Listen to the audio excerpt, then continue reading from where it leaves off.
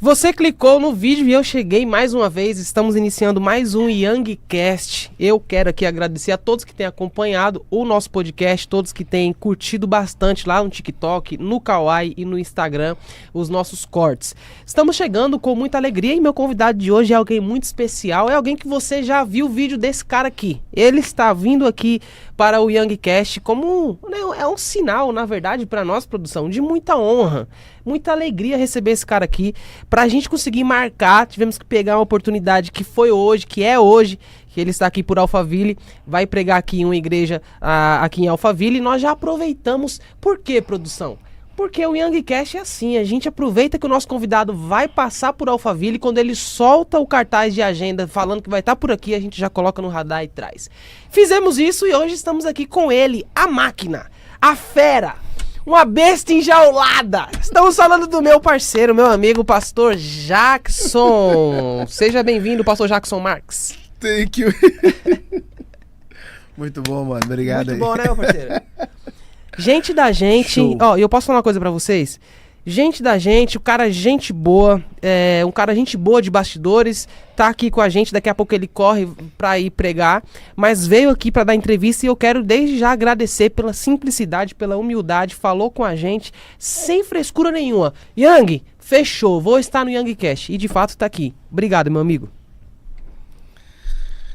Prazer estar aqui e você tá falando aí sobre a questão de sem frescura. E uma das coisas que eu sempre falo é que quem se acha grande para fazer algo pequeno é pequeno demais para executar algo grande. Você nunca vai encontrar chaves grandes.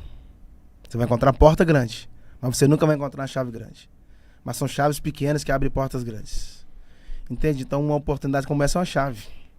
Pode destravar alguém, ou a mim mesmo. Uau, uau. Essa aplicação vai estar inclusive lá no nosso Instagram. Eu posso te falar que ela é uma das milhares que vai sair por aqui hoje. Mas meu querido amigo, vamos lá. Hoje a gente se fala, vê isso, né, agora com a internet, falar muito acerca de relacionamento, de amizade. O quanto uma amizade ela pode ser prejudicial na vida de alguém? Qual é o ponto que eu tenho que identificar quando uma amizade está me fazendo mal? Então, quando você começa falando que a internet, essa questão de amizade, lá no seu Instagram você deve ter o quê? Quantos amigos? Eu tenho 10.300 seguidores. Então, mas você sabe que esses 10 mil amigos não são amigos, né? No Facebook era amigos, agora no Instagram é seguidores. Então, de fato, nem todo mundo que te segue é seus amigos. Entende? A maior tragédia é quando você chama de amigo quem só é colega, cara. Com colegas você faz anel, mas com amigos você faz aliança. Entende? Qual é o parâmetro da amizade? Porque amizade é um tipo de alinhamento. Não é vocês morar na mesma casa, mas é você estar debaixo do mesmo propósito. Não é vestir a mesma roupa, mas é ter o mesmo coração. Entende? A Bíblia diz que a mulher tinha 10 moedas. O texto diz se perder uma. Não diz que perdeu, diz se perder uma. Isso é um detalhe. O texto diz que ela acende a lâmpada e varre a casa. Por que ela vai acender a lâmpada? Porque a lâmpada não foi para achar moeda. A lâmpada foi para revelar sujeira. Uau. A lâmpada foi para revelar sujeira. E aí ela varreu a casa. E outra coisa, ela não varre por fora, ela varre por dentro. Se tava varrendo porque tava sujo. Porque o diabo gosta de coisa limpa. Porque ele pega quem tá limpo e suja. Jesus é mais poderoso que ele, que pega aquele que tá sujo e limpa. Quando ela terminou, que ela varreu a casa, ela encontrou a moeda, o texto diz que ela chamou as amigas e as vizinhas. São dois grupos que você vai ter na sua vida. Os amigos e os vizinhos. Nem todo vizinho é amigo. E nem toda amiga é vizinho. Vai ter gente que vai morar do lado da sua casa e só vai ser vizinho. E vai ter gente que vai morar 2 estados de você, mas vai ser seu amigo. Entende? Porque amigo não é ter a mesma aliança, amigo é ter o mesmo coração. Entende? Uma coisa extraordinária sobre a questão da amizade é que Jesus, não existe nenhum registro falando que Jesus beijou Judas. Judas beijou Jesus, mas nunca o amou. Jesus nunca beijou Judas, mas sempre o amou. Nem todo mundo que te beija te ama. Por que Judas traiu Jesus de noite? Porque o traidor precisa da noite para usar ela como maquiagem para te beijar. Porque ele não tem caráter para te encarar de dia. Então ele usa a noite como a camuflagem. Então tem gente te beijando de dia, te abraçando de dia, mas te vendendo de noite. Entende? E a Bíblia diz que quem tem muitos amigos sai perdendo, mas há amigos mais chegados que irmão. Irmão é aquele que sente a mesma dor, né? É melhor ter um amigo que te fala a verdade do que uma multidão que te fala mentira. É melhor ter poucos, mas fiéis do que muitos infiéis. E Deus não procura os legais. Deus não procura os leais. Deus procura os fiéis. Porque a fidelidade é o padrão de Deus. Entende? Tá cheio de gente legal. Mas será que é fiel? Uau! E isso acende um alerta no sentido de aliança. Eu não posso me aliançar com qualquer pessoa. Eu preciso ter um certo cuidado para fazer uma aliança. Então, eu sempre falo o seguinte: o talento te traz para a mesa, mas só o caráter te mantém nela. Existem 3 tipos de mesa: a mesa do tamo junto, a mesa do vamos junto e a mesa do somos um. Entende? Quem você traz para sua mesa fala de quem você é. Quando uma pessoa morre, o marido ou a esposa, que fica viúva, no caso, pode perceber que eles ficam com a aliança do cônjuge. Porque o corpo morreu, mas as alianças não morrem. Alianças permanecem. Por isso que quando Noé saiu da arca, ele não viu um arco-íris, ele só viu um arco. O íris é conta nossa. Na verdade, aquilo não era um arco, na verdade, aquilo era uma aliança. Mas por que ele só viu a parte de cima e não a parte de baixo? Porque ninguém faz aliança sozinho. Você tem que fazer aliança com alguém. Então a parte de cima é a parte de Deus, a parte de baixo é a parte do homem.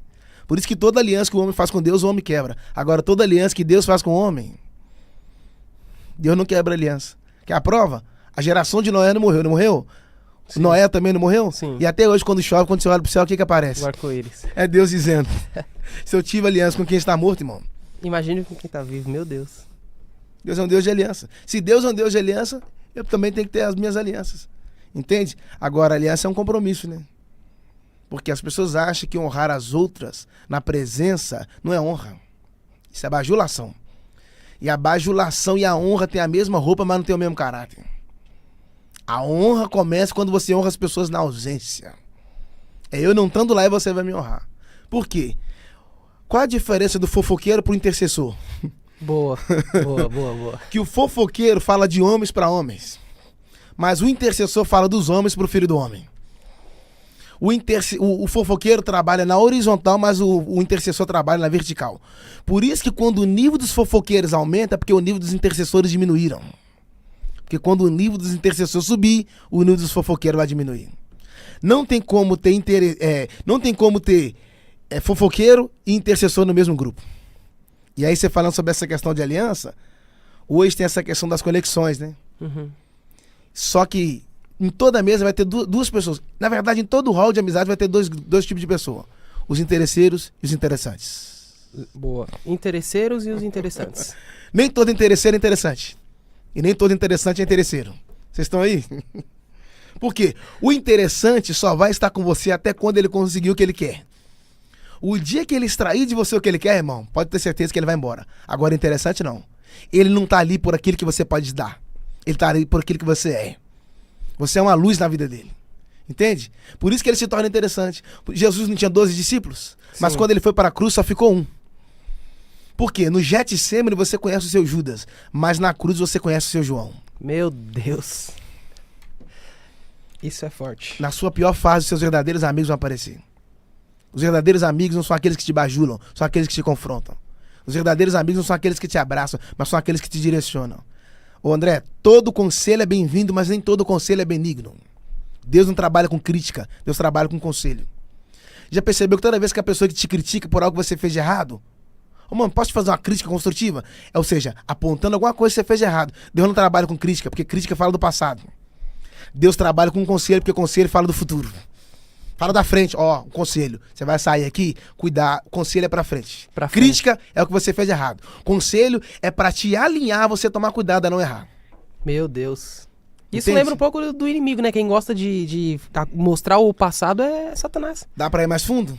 Com certeza. Lá, quando a Bíblia diz em Gadara que o homem morava em sepulcros, porque o problema não é você estar no ambiente, o problema é quando o ambiente está dentro de você. Você pode estar em qualquer ambiente, o problema é quando o ambiente está dentro de você. Não permita que nenhum ambiente mude o seu interior, mas permita que aquele que mudou o seu interior transforme os ambientes onde você está inserido. O fato de você estar num lugar onde tem gente depressiva não significa que você também tem que ser hein? Entende? Você pode estar no ambiente, mas não ser o ambiente. E aí, uma tradição diz que o gadareno mexia no sepulcro, e outra tradição diz que ele revirava sepulcro. Sepulcro é lugar de coisa morta. Todas as vezes que você mexe no sepulcro, você está revirando o passado de alguém. E todas as vezes que você mexe no passado de alguém, você está abrindo uma porta para alguém mexer no seu. Quem trabalha com exposição é o diabo. Quando o homem caiu na mão do salteador, que eles bateram nele, passou isso aqui é forte. Posso falar? Pode. Passou o levita e o sacerdote e não fez nada. Por que o levita e o sacerdote passaram e não fizeram nada? Porque tem sacerdote que só funciona dentro das 4 paredes. Meu Deus. Ele só funciona do lado de dentro. Sim. Ele não funciona do lado de fora. E aí o sacerdote tinha roupa de sacerdote, nome de sacerdote, jeito de sacerdote, estilo de sacerdote, o andar de sacerdote, mas o coração era de samaritano.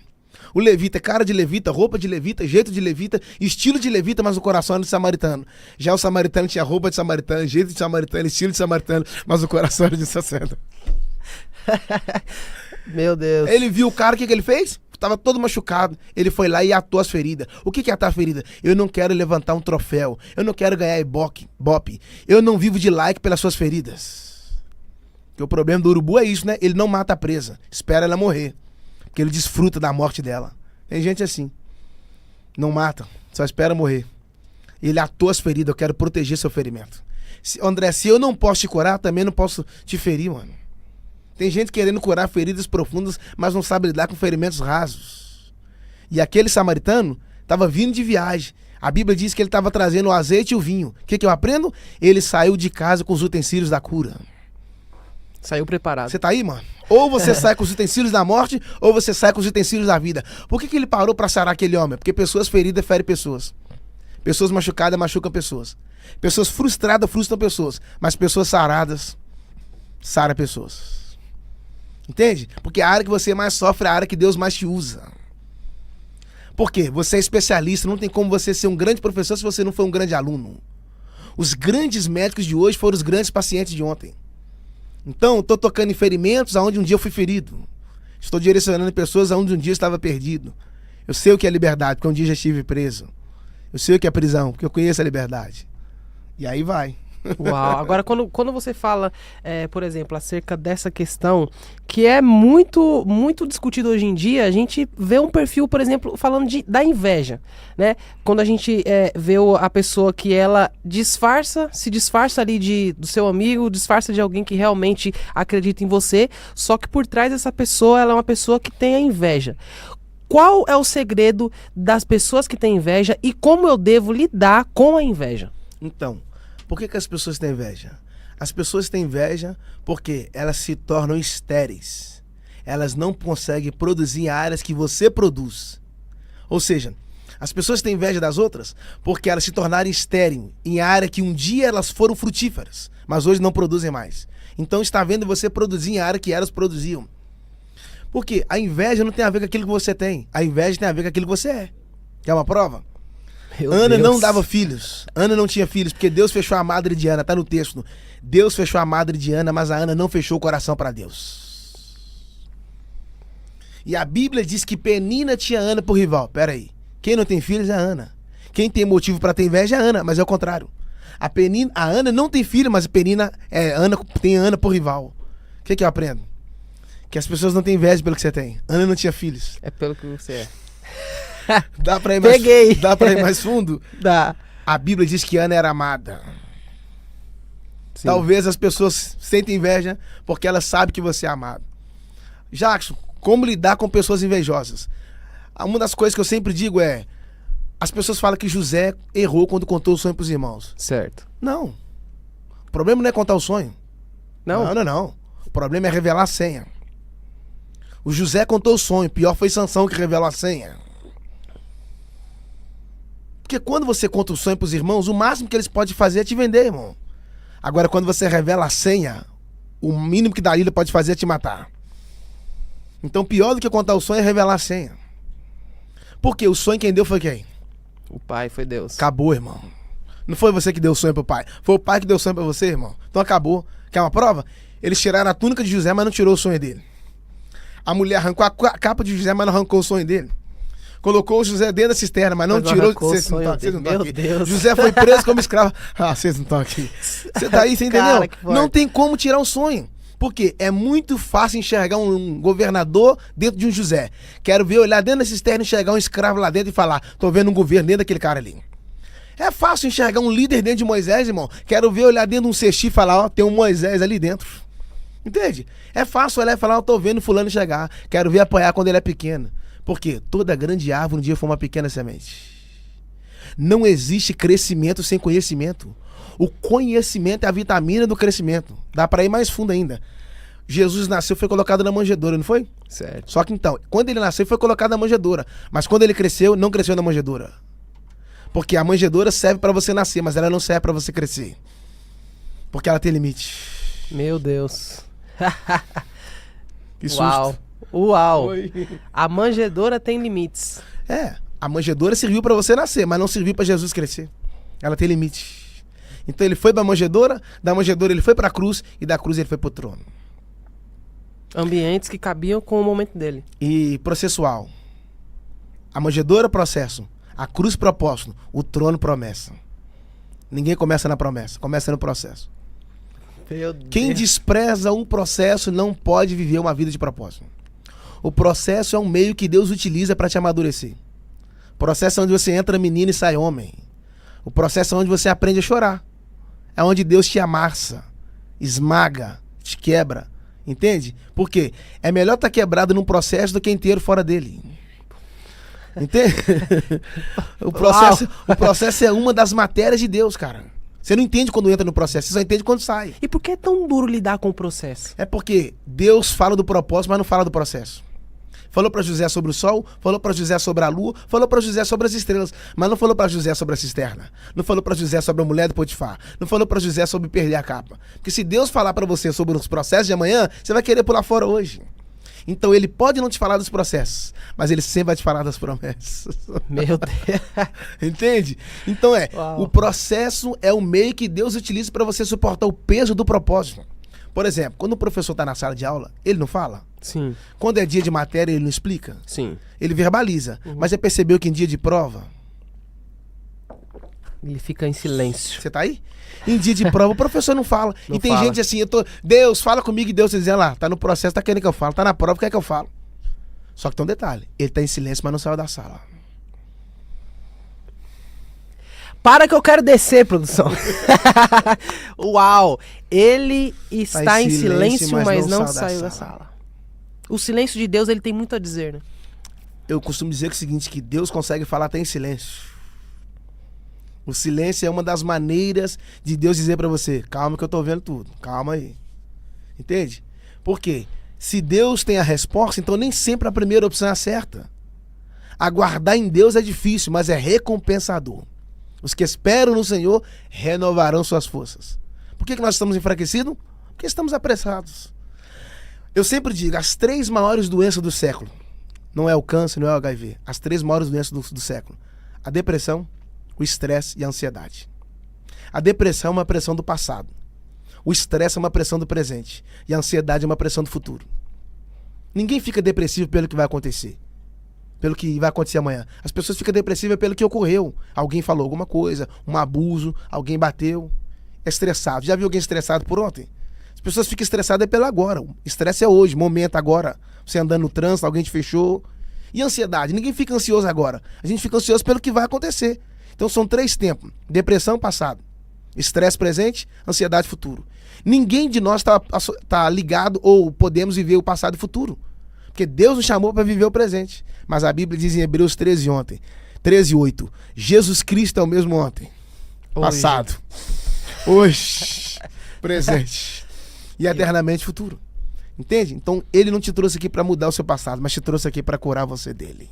E nós vemos, quando você fala, por exemplo, sobre depressão, nós percebemos o quanto o número de pessoas depressivas aumenta dia após dia. E aí surgem diversos coaches, diversas pessoas, psicólogos, por conta da demanda e o número de pessoas depressivas que nós temos hoje. Agora vamos pegar aqui e vamos para um paradigma. A igreja tem que lidar como com a depressão? Ela tem que falar para a pessoa, olha, procura um psicólogo? Ou ela tem que falar, olha, você tem que orar, a hora que resolve. Qual que deve ser o posicionamento da igreja? Tem 2 pontos aí. Primeiro, a igreja precisa orar. Porque as armas da nossa milícia não são carnais. Entende? A depressão é uma queda, mano. É uma queda. Depressão não é quando o seu ânimo sobe. Não é quando a sua autoestima sobe. Pelo contrário, é quando ela desce. Caiu. Você tá triste, depressivo, quer ficar dentro do quarto. Você já viu depressivo sorrindo, cantando piada? Todo depressivo, o nível desceu. Então, A igreja precisa orar, precisa abraçar, precisa acolher. Porque Jesus é o maior psicólogo. Não existe espaço para depressão num ambiente onde Jesus está presente. Vocês estão aí? Então, talvez alguém vai discordar de mim. Porque Jesus é o maior psicólogo. Por isso que todo mundo que ele curava, a primeira coisa que ele fazia, trocava uma ideia. O que você quer que eu te faça? Poxa, ele não sabia que a pessoa estava cega? Que a pessoa queria enxergar? Mas ele quebrava o silêncio usando o diálogo. É o que os psicólogos fazem. Trabalham em cima de perguntas. Então nós precisamos pegar as pessoas depressivas e encaminhá-las a Cristo. Ele é o maior libertador de todos. Até porque ele não te achou livre para te fazer preso, mas te encontrou preso para te fazer livre. Mas existe também o campo na qual as pessoas preparadas, que estudaram, porque hoje existem coisas que também não é 100% espiritual. Algumas pessoas que tiveram alguma frustração na vida, quantos pastores que foram, teve um psicólogo, atenderam o psicólogo e hoje estão bem. Hoje tem acompanhante e as pessoas conseguiram dar uma volta por cima, como se diz no inglês, né? Dar um upgrade na fé, na vida. Então eu acredito que tanto o lado espiritual também quanto o lado profissional é essencial para esses dias. E outra, as pessoas se frustram vendo o sucesso do outro. Tem muitas pessoas depressivas, porque elas não estão prontas para celebrar sucessos alheios. Entende? Meu Deus. O diabo não quer roubar a sua conquista, ele quer roubar a sua celebração. Porque se a sua conquista for grande, a sua celebração for pequena, sua vitória foi incompleta. A sua vitória só é coroada quando você celebra, irmão. E sabe qual é o problema da minha geração? Que ela quer só celebrar grandes conquistas. E está aqui uma oportunidade. Quem não sabe celebrar pequenas conquistas não está pronto para desfrutar de grandes triunfos. É a lei do checkpoint. É isso aí. Tem que aprender a celebrar pequenas vitórias. Amanheci, tô vivo. Oh my God. Vocês estão aí? Vocês estão aí? Vocês estão pegando? Oh my God. Vocês estão pegando? Isso aqui é como uma mentoria. É uma série de chaves, de códigos e é Deus falando. É uma forma de você ouvir o que Deus ele tem a dizer pra você e isso gerar uma mudança na sua vida. Agora, pastor, algo que a gente fala muito é sobre relacionamento. Eu fiz uma pergunta pra um convidado meu e, cara, isso deu 20 milhões. Eu disse pra ele, você acredita que quem ama trai? E eu quero repetir essa pergunta aqui hoje, pela primeira vez, depois de muito tempo, eu quero repetir essa pergunta. Na sua visão, a pessoa que ama, ela pode trair? A pessoa que ama, ela não deve trair, mas pode acontecer dela trair.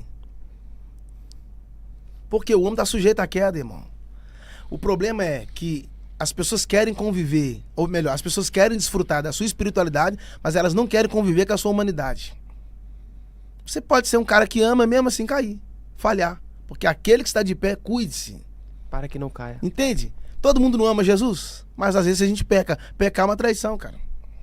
Que é você indo ao lado oposto daquilo que Deus foi chamado para ir. Entende? Então, tipo assim, o certo, o original, não é só amar, como também ser fiel. Porque o amor e a fidelidade estão juntos. No dia que você é casado, não? Sou casado. No dia que você foi lá cumprir os votos, uma das coisas que eles pediram foi isso. Amor e fidelidade. Por isso que o amor não é uma palavra, o amor é uma pessoa. Meu Deus. Jesus. O amor tudo suporta, tudo crê, tudo padece. Não, eu tô aqui. Vocês estão aí? Eu tô aqui. O amor não tem ciúmes, o amor não tem inveja, Uau. o amor é fiel, mano. Por isso que Jesus foi fiel a nós. Fidelidade. As pessoas falam assim, poxa, eu queria levantar uma igreja, mas não tem muita gente. Eu preciso de empresários. Uma igreja não depende de empresários. A igreja depende de fiéis, de homens fiéis. Precisa de homens fiéis.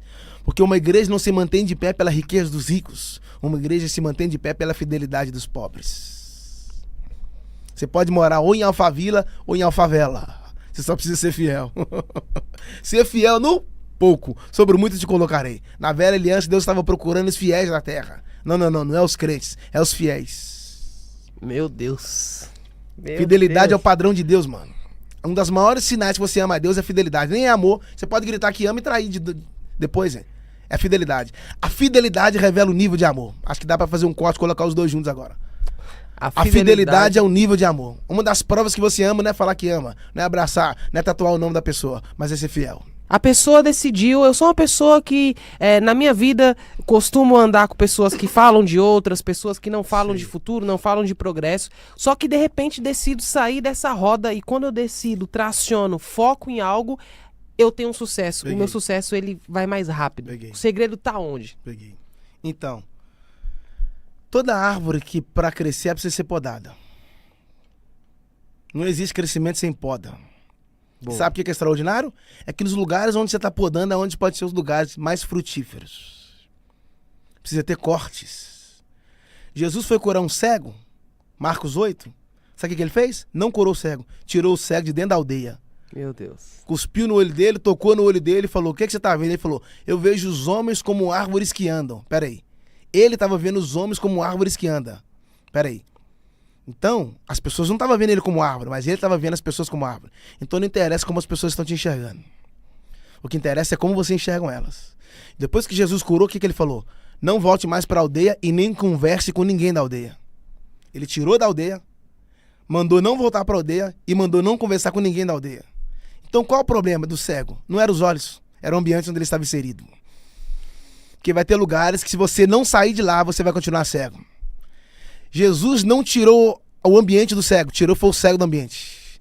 Então algumas pessoas só podem ir para o próximo nível, só podem alcançar um nível de sucesso quando elas forem desconectadas de certos ambientes. Certos ambientes não te geram vida, te traz morte. Vai ter que ser arrancado de lá. Jesus não convidou o cego, pegou na mão e tirou ele. Porque tem lugares que se Deus não te tirar, você não vai querer sair. Tem amizades que se você não desplugar delas, ao invés de você ir pra frente, elas te puxam pra trás. Isso é demais isso aqui. Nisso aí que você falou agora, Ai, acendeu cara. uma luz aqui. A gente ouve aquela frase que diz assim, águia voa com águia. O que você acha dessa frase? Você acha que isso aí é a maior mentira ou isso realmente é algo real? Porque se a gente pegar, por exemplo, pelo ponto do fato de a águia só tem que andar com águia. Uma pessoa que é uma pessoa extremamente habilidosa, extremamente capaz e competente, ela deve mapear ali, ela deve modelar as pessoas que ela anda a ela. Tem que ser pessoas, tem que ser avião, tem que ser águia. Sendo assim, uma pessoa que não é tão influente, uma pessoa que não é tão conhecida, que não tem uma velocidade de sucesso tão alta, não se enquadraria nesse perfil para andar junto. Essa pessoa que não é a águia que você acabou de falar no final, ela nunca vai ter a oportunidade de acessar a mesa dessas pessoas. Sim, exatamente. Porque se eu quero ser águia e só quero andar com águia, significa que as águias filhotes nunca vão aprender a voar comigo. Porque eu só quero andar com gente grande. E às vezes nós vamos aprender coisas com gente pequenas. Por exemplo, Lázaro é um personagem bíblico que não tem fala. Não tem nenhum versículo falando, então disse Lázaro. Lázaro não tem um capítulo escrito por ele, não tem um livro escrito por ele, mas a Bíblia diz que era amigo de Jesus. Jesus deveria andar com sacerdotes, com sumo sacerdote, com Pilatos, só gente grande, mas não, andou com Pedro, vocês não estão aqui, com Tiago, com João, entende? Vai ter dias que você vai estar em mesa de gente grande, mas vai ter dia que você vai estar em mesa de gente pequena. Nunca despreze as oportunidades, entende? Porque o segredo de estar em lugares altos é aprender a respeitar lugares baixos. Ninguém começou em cima. Quem não respeita os lugares baixos não está pronto para desfrutar dos lugares altos. Quer uma prova? Quando Eliseu passava em Sunem, a mulher fazia um banquete na mesa, colocava pão na mesa e Eliseu comia. Ela chamou o marido e falou, vamos fazer um quarto em cima da casa para Eliseu? Peraí, ela falou que vai fazer um quarto. A questão não é saber se lá tem espaço para construir um quarto. A questão é saber se a casa tem fundamento para suportar o peso desse quarto. Vocês estão aí? Vocês estão aí? Porque às vezes eu tô querendo construir grandes coisas, mas preciso saber se eu tenho estrutura para suportar o peso dessa construção. E aí tem um mistério. Na quarto de cima tinha candeeiro, cama, cadeira e o texto diz que também tinha uma mesa. Você não pegou? Tem duas mesas nessa casa. A mesa de baixo. E a mesa de cima. A mesa de cima. O Eliseu só foi pra mesa de cima porque ele não desprezou a de baixo. Honra as mesas de baixo, irmão. E Deus vai te honrar nas de cima. Uau. Quando você seja simples nas mesas pequenas, abrace todas as mesas. Abrace os lugares onde você está. Honra os lugares pequenos. E Deus vai te honrar nos lugares grandes. Você ser fiel no pouco sobre o muito... É muito simples isso aí. Ao mesmo tempo que é simples, é grandioso, né, mano? Entende? É grandioso porque chaves quebradas não abrem portas inteiras. Eu preciso descobrir qual é a chave que eu preciso utilizar para acessar esse momento. Por quê? Vai ter hora que eu vou ter que fechar as portas para algumas pessoas e vai ter hora que eu vou ter que abrir a porta para algumas pessoas. O problema é quando a porta está aberta para todo mundo. Porque se a porta está aberta para todo mundo e eu não tenho discernimento, eu posso estar colocando dentro quem era para estar fora. Chaves quebradas não abre portas inteiras. Então, antes de Deus abrir a porta, precisa abrir a sua mente. Entende? Por exemplo, Jonas entrou dentro do barco, não foi? O dono do barco vendeu o ingresso pro Jonas sem saber quem ele era. Ele era um fugitivo, mas o dono do barco não sabia. E por que Jonas entrou dentro de um barco? Porque para um fugitivo qualquer barco serve. Ele mesmo pagou a passagem e entrou para dentro do barco. O que eu aprendo? Ele mesmo que comprou a passagem. O que eu aprendo? Que quando você faz a rota, quem paga a passagem é você. Mas quando Deus faz a rota, quem paga a passagem é Ele. Quanto mais longe aquele barco ia, mais longe do propósito Jonas ficava. Até que eles descobriram que Jonas estava lá, pegaram o Jonas e jogaram para fora do barco. A tempestade cessou. Tem gente que é homem de Deus, mas vai ter que sair de certos ambientes, que senão a tempestade não cessa. Deixa eu só falar um negócio aqui. Eles jogaram as malas da tripulação fora para deixar o barco leve. Na mala você leva o quê?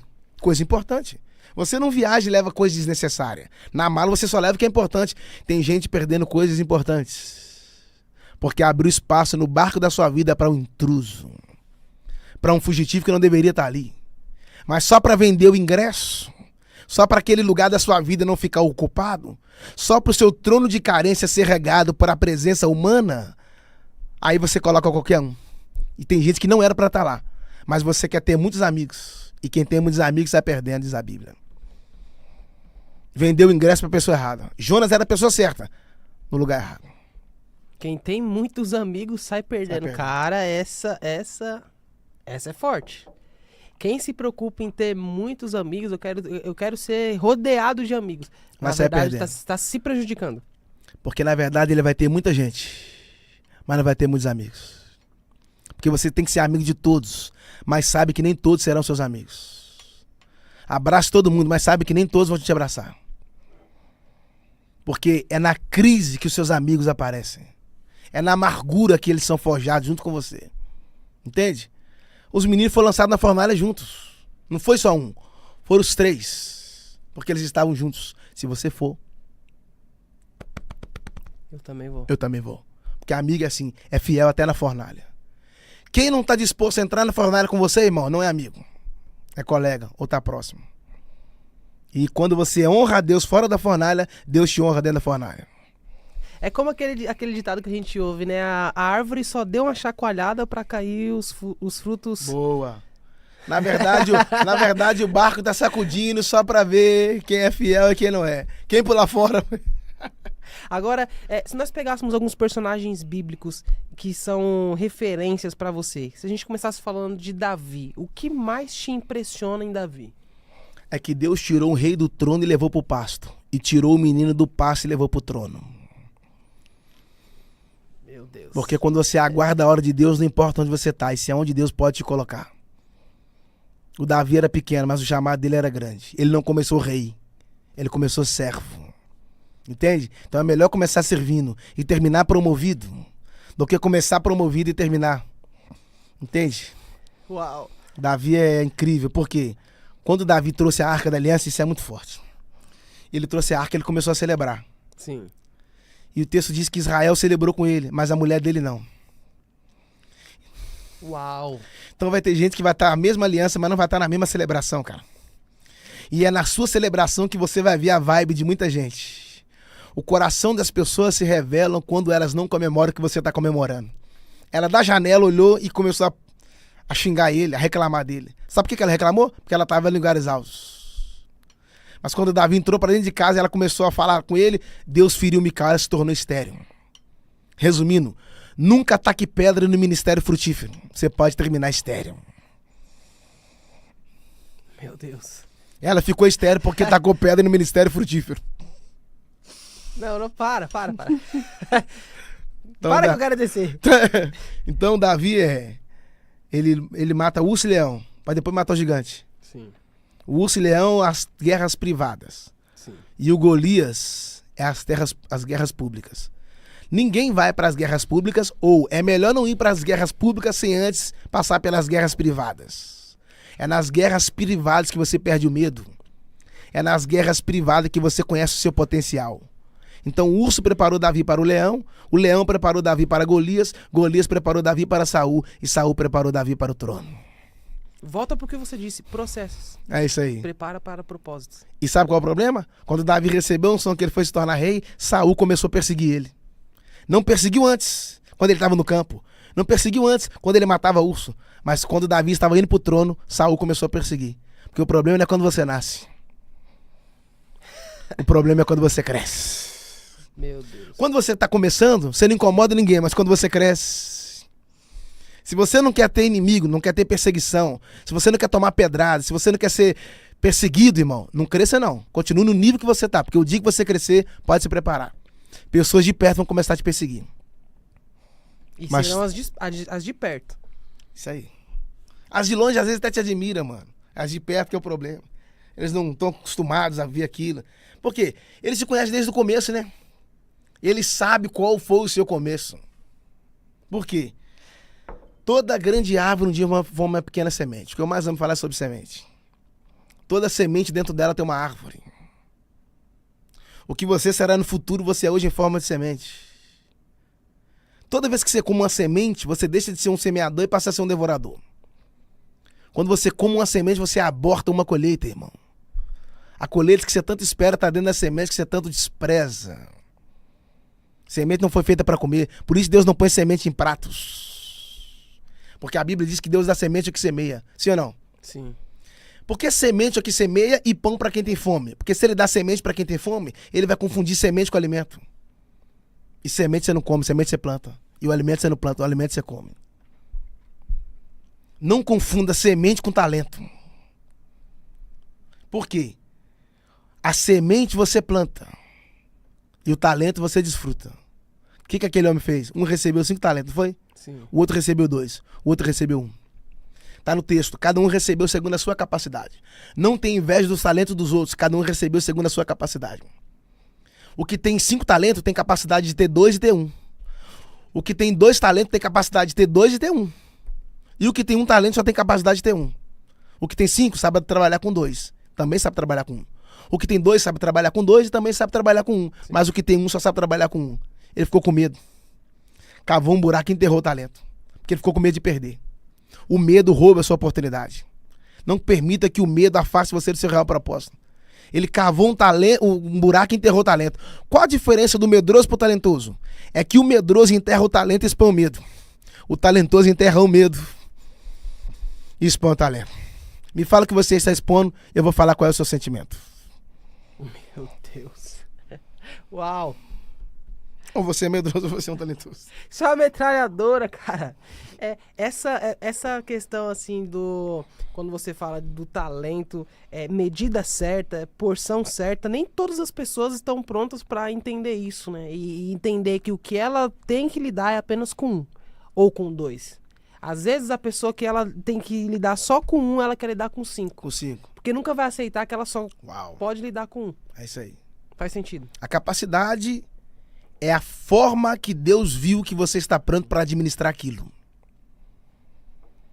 Como é que ele vai colocar algo na sua mão que você não está pronto para administrar? Quer uma prova? O menino pediu a herança pro pai. Pai, me dá a herança que eu tô indo embora. A herança estava pronta para ele. Mas ele não estava pronto para a herança. Qualquer coisa que você recebe que você não está pronto para administrar é aquilo que vai administrar você. Quando ele pegou a herança, o que ele fez? Foi embora. Sim. Porque a mesma coisa que fez ele aproximar do pai foi a mesma coisa que fez ele afastar do pai. Qualquer bênção que te afasta da paternidade se torna uma maldição. Ele pegou a herança e foi embora. Gastou tudo que tinha. E a Bíblia diz que ele desejou comer a comida dos porcos, porque estava trabalhando para um homem que tinha porcos. Que coisa! Ele desejou comer a comida dos porcos. Você já viu porco comer na mesa? Não. Porque porco não come na mesa, porco come no chão. Agora, os filhos não comem no chão, os filhos comem na mesa. Qual é a ideia do diabo? Nos tirar da mesa para comer no chão. Qual é a ideia do pai? Nos tirar do chão. Para comer na mesa. Para comer na mesa. Aí ele falou assim, ó, na casa do meu pai, os escravos têm pão na mesa. Ele lembrou da mesa. Aí ele falou, levantar-me-ei e irei ter com meu pai. Ele perdeu a herança, perdeu os amigos, perdeu o dinheiro, mas numa coisa ele não perdeu, o caminho de volta para casa.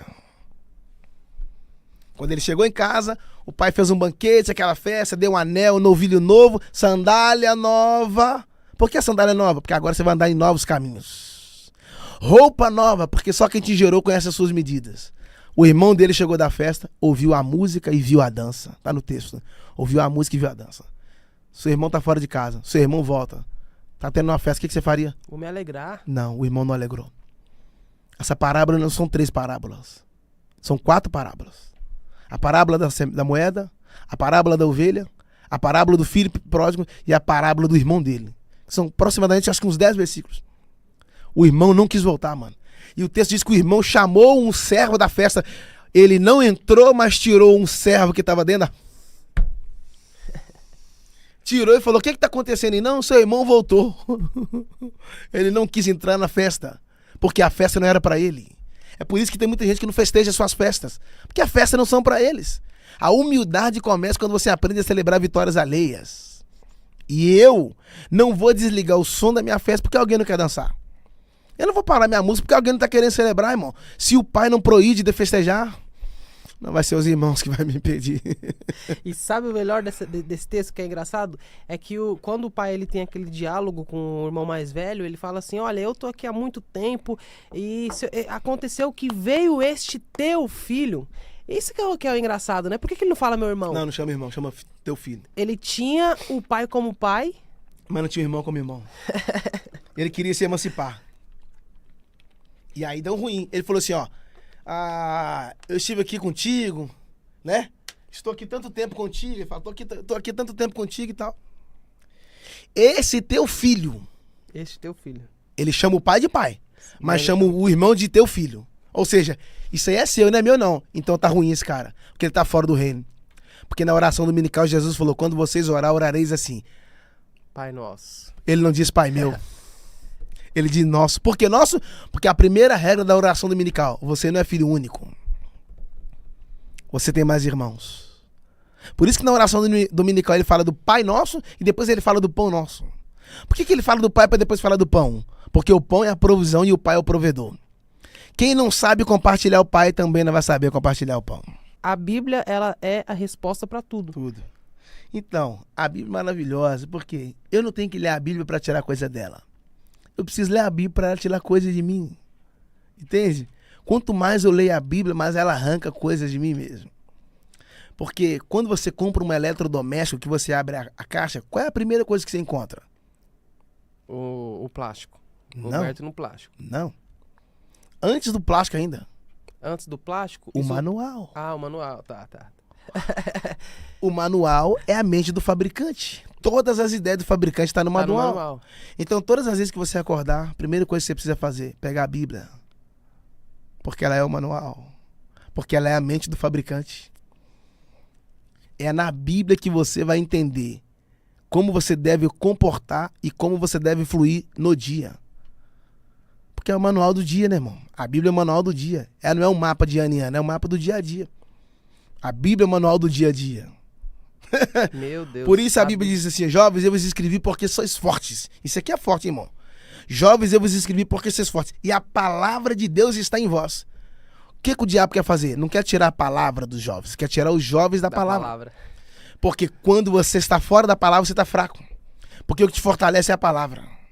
Por isso as pessoas estão pregando, venha na igreja, porque hoje vai ter milagre. Jesus não pregou isso. Tinha dia que Jesus não fez milagre, a multidão levantou e foi embora. Porque quem vive de milagre vive frustrado. Mas quem vive de palavra vive realizado. Porque o segredo não está nos milagres, está na palavra. Porque não são os milagres que geram a palavra, mas é a palavra que gera. Nem só de pão Ei! viverá o homem. Posso falar uma coisa muito importante? Deve. Eu acho isso importantíssimo. 2 coisas. Número 1, Deus não registra apelidos. Quem dá apelido é Satanás. É o império que dá apelido. Quando os jovens chegaram na Babilônia, o rei falou assim, ó, vamos tocar a música mais uma vez, vocês vão ter que se prostrar. Eles vão se prostrar. Lançaram os jovens na fornalha. Quem foi lançado na fornalha? Sadraque, Mesaque e Abednego. Não. Misael, Ananias e Azarias. Porque Deus não registra apelidos. Deus registra nome. Porque apelido fala de uma marca, mas nome fala de uma identidade. Por isso que toda vez que a pessoa entra no crime, ela tem um apelido. Mas todas as vezes que você entra no reino, Deus muda o seu nome. Deus não tem um apelido pra te dar, ele tem um nome. Por isso que a Bíblia diz que quando nós chegarmos na Nova Jerusalém, vai ter uma pedrinha branca e lá vai estar o nome. O nome. O nome. Ele não mudou o apelido de Abraão, ele mudou foi o nome, porque o nome fala de identidade. Zaqueu não era... Eles não chamavam Zaqueu de ladrão? Porque quem cobrava impostos pro judeu era chamado de ladrão. Todo cobrador de impostos não tinha respeito pro judeu. Zaqueu estava em cima de uma figueira. Jesus parou e falou o quê? Zaqueu. Chamou ele pelo nome. Por quê? Primeira coisa que eu quero resgatar de você é a sua identidade. Quando Lázaro estava morto, my God. Jesus não falou morto, vem pra fora. Jesus disse, Lázaro. Primeira coisa que Jesus resgatou não foi a vida dele, foi a identidade. Por quê? No reino, ele não olha a sua condição, ele olha a sua posição. A condição de Lázaro era de defunto, mas a posição de Lázaro era de filho.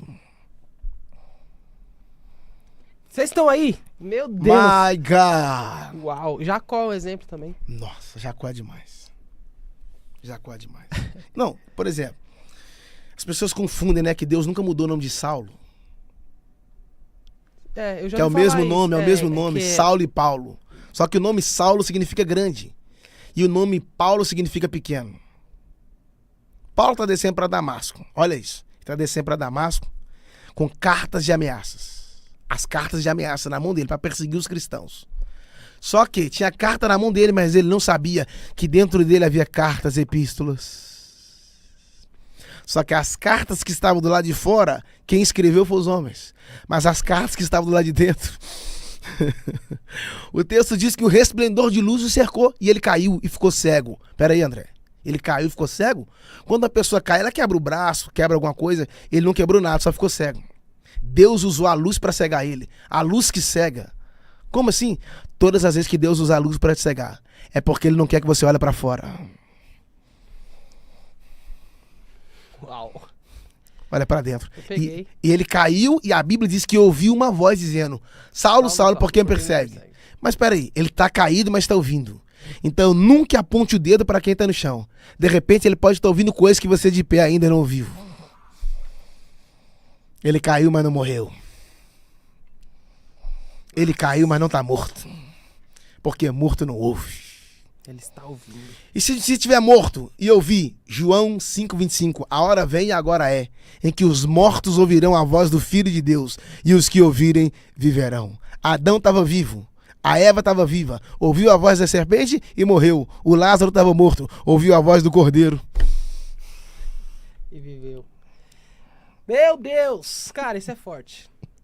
Isso é forte. É sobre ouvir, independente se está em cima de um cavalo ou se está no chão.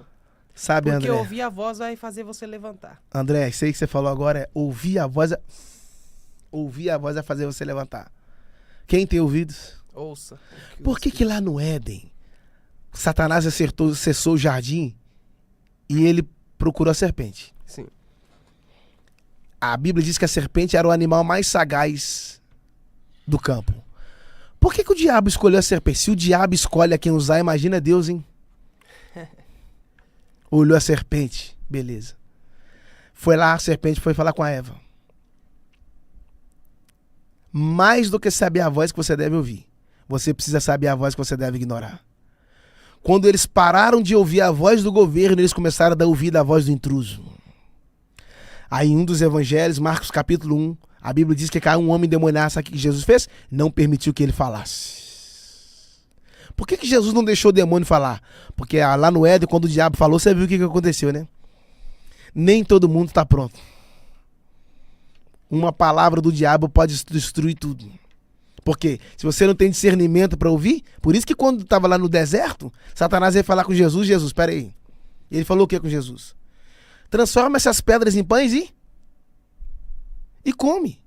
Mas peraí, transformar as pedras em pães? Primeiro, Jesus já é o pão. E segundo, ele também já é a rocha. Ou seja, você está querendo fazer eu ser coisa que eu já sou? O diabo não sabia disso? Oh my God.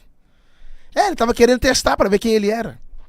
Transforma essas pedras em pães. Jesus falou: por que você está querendo fazer com que eu coma?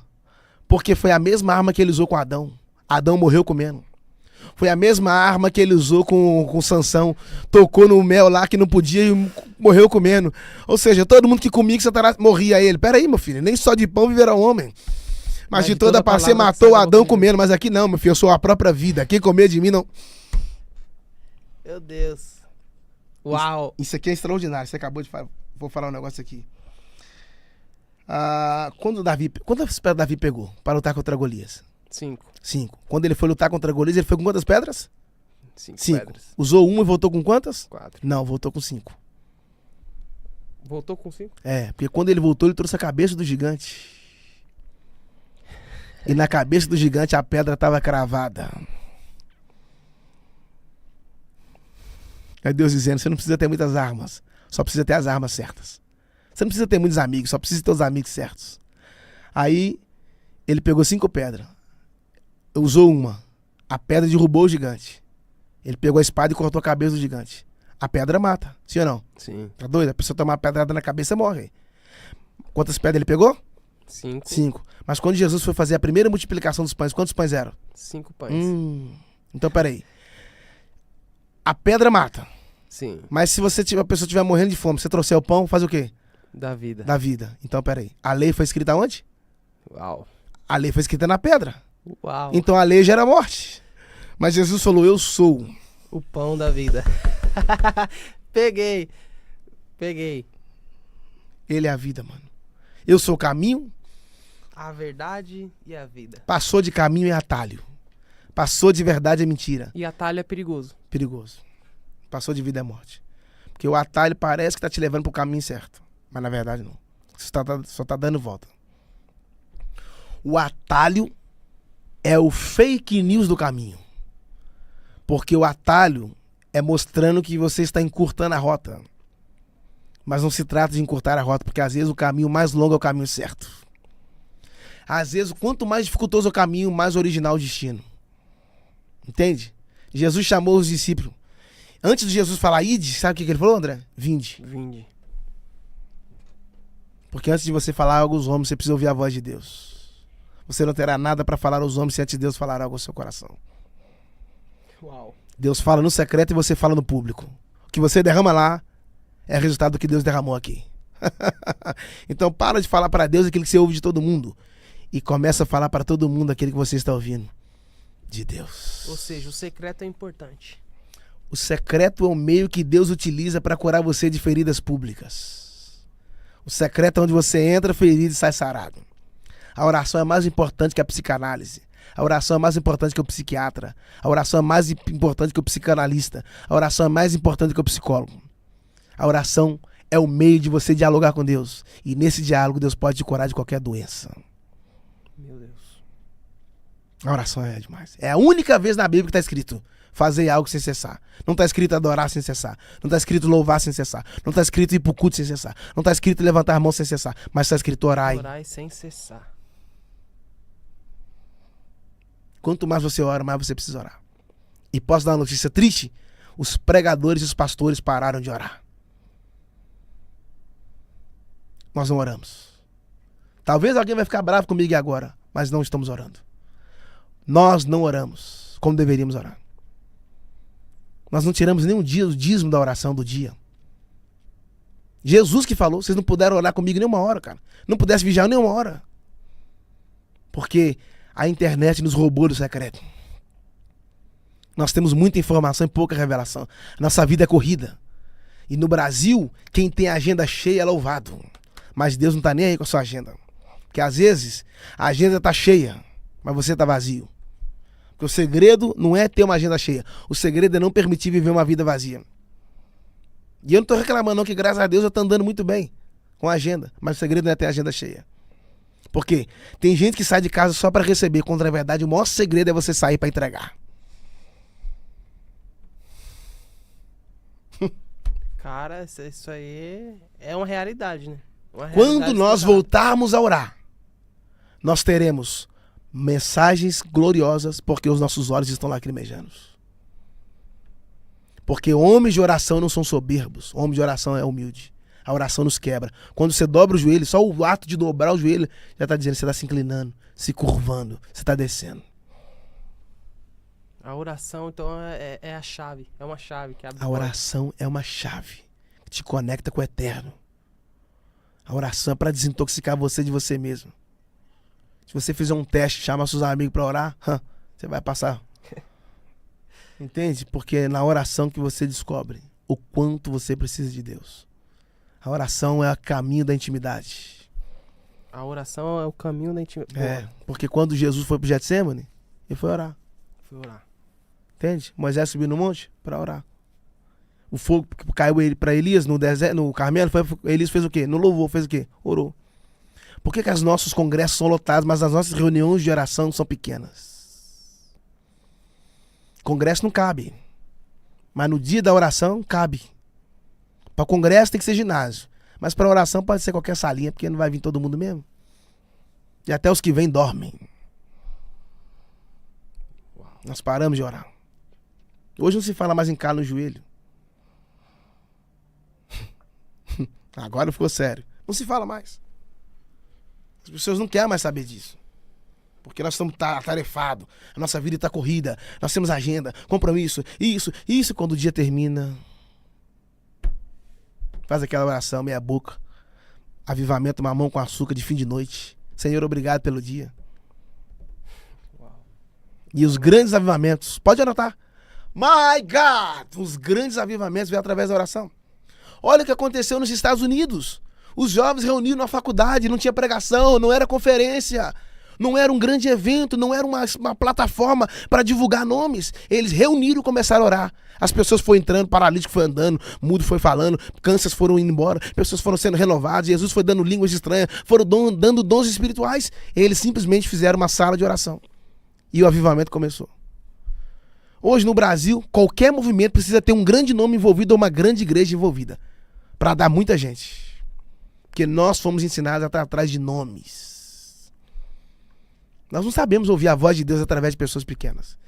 Mas a mulher do Naamã nos deu uma lição. Quando o Naamã trouxe aquela menina, se lembra? Que a menina era pequena, mas a utilidade dela era grande. Ela não tinha nome, mas tinha uma mensagem. A menina está na casa de um leproso, mas não pegou lepra. Está na casa de um doente, mas não adoeceu. A lepra que estava no Naamã não passou para a menina, mas a graça que estava dentro da menina pegou o Naamã. Aí a Bíblia diz que a menina virou e falou assim, ó, lá em Israel tem um profeta. Ela tinha uma mensagem. Aí eu te pergunto, você sabe o nome da menina? Não. Eu também não. Quando você aprender a ouvir gente pequena, Deus vai te dar uma mensagem para falar para gente grande. Deus pode colocar um anônimo no seu caminho para ver aonde é que está firmado o seu coração. Nós não sabemos ouvir a voz de Deus através de anônimos. Pode ver. Quando é o dia tal do evento, que é o fulano que vai estar... Mas quando é o irmão fulano de tal... Porque a gente seleciona cardápio. Quer mudar de assunto? Meu Deus. A gente seleciona cardápio. E na igreja, a panela é uma só, irmão. E o que tá ali a gente tem que comer. Vai ter dia que Deus vai trazer o famoso? Glória a Deus. Vai ter dia que vai trazer alguém de nome? Aleluia. Mas vai ter dia que ele vai trazer o João da couve, o irmão Joaquim, o Crispim. E aí? Você tem um nível de intimidade para ouvir a voz de Deus através do Joaquim? Ou você é sensível só para ouvir o fulano?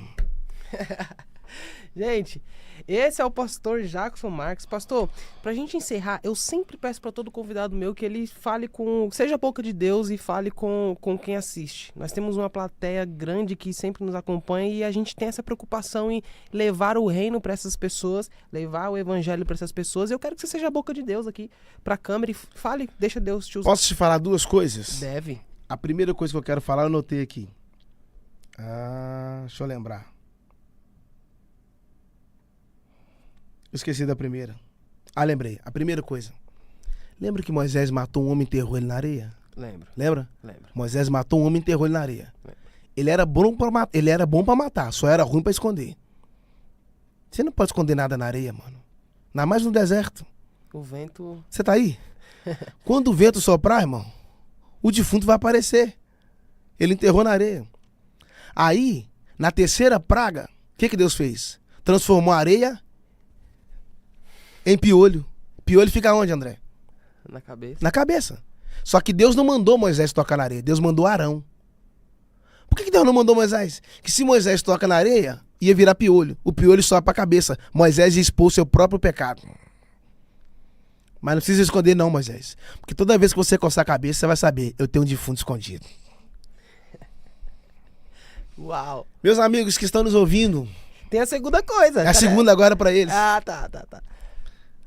A Bíblia diz em Ezequiel que Deus pegou Ezequiel e colocou ele no meio de um vale de ossos.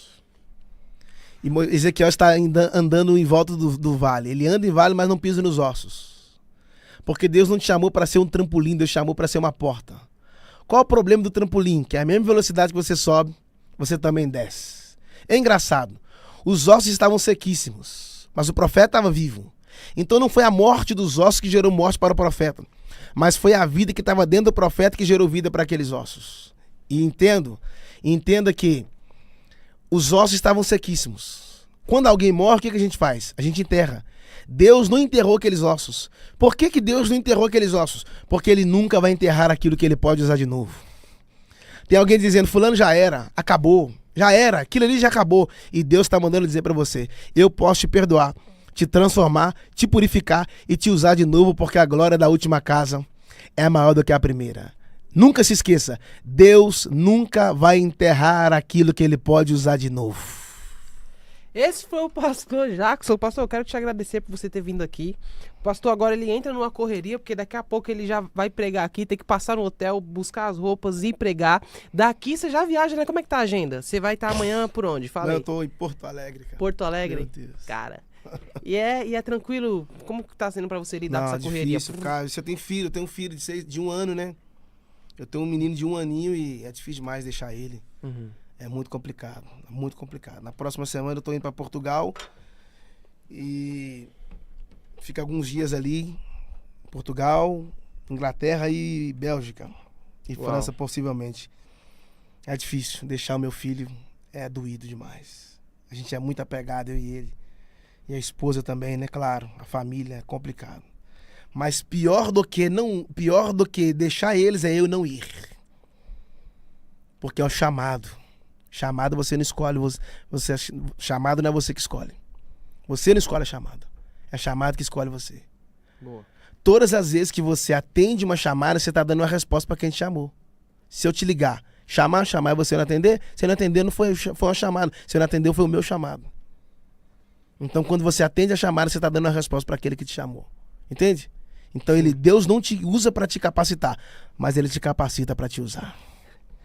Cara, que você continue nessa pegada, que você Amém. continue viajando no Brasil e o mundo afora, Amém. porque precisamos disso. Pessoas como você, 100% dedicadas nessa entrega no reino, no evangelho. Sabe que o importante. segredo do sucesso está em você entregar tudo? Porque as pessoas querem funcionar, mas na verdade a ideia de Deus é fazer você fluir. Porque nem tudo que funciona flui. Agora tudo que flui, funciona. Lembra do menino da Sunamita que morreu? Uhum. Ela não enterrou o menino, ela levou pro quarto. Eliseu chegou, Geazi chegou primeiro, tocou, usou o cajado de Eliseu, tocou no menino, e o menino não levantou. Porque o Geazi tinha um cajado de Eliseu, mas não tinha um coração de Eliseu. Quando Eliseu chegou, a Bíblia diz que Eliseu deitou em cima do menino. Ele deitou em cima do menino. Por inteiro. Colocou a mão na mão, a boca na boca, os olhos nos olhos. Peraí, aquele menino não era um menino? Como é que ele tinha uma medida de homem? É melhor ser um menino que tem umas medidas de homem do que ser um homem que só tem medidas de menino. Eliseu estava em cima e gerou vida para aquele menino que estava embaixo, não era? Sim. Mas quando Eliseu morreu, que colocou ele dentro da ossada, trouxeram um soldado morto e colocou na ossada de Eliseu. Você não pegou? Lá atrás, o Eliseu estava em cima, gerou vida para o menino que estava embaixo. Lá na frente, a ossada de Eliseu está embaixo. Colocou... É uma bomba. Cara, muito obrigado. Quero te agradecer demais, meu amigo, por você ter vindo aqui. É uma agenda corrida. Foi muito bom ter aproveitado aí essa sua breve passagem aqui por Alphaville. E tamo junto, estamos conectados. As portas sempre vão estar abertas para você estar vindo aqui. Foi uma honra te receber aqui hoje. Prazer estar com vocês. E quem não serve para servir, não presta nem para viver. Toda vez que você serve, você revela o seu coração. Deus não te chamou para servir, mas ele te chamou para um serviço. Esse foi o pastor Jackson Marques aqui hoje no Young Show. Tamo junto.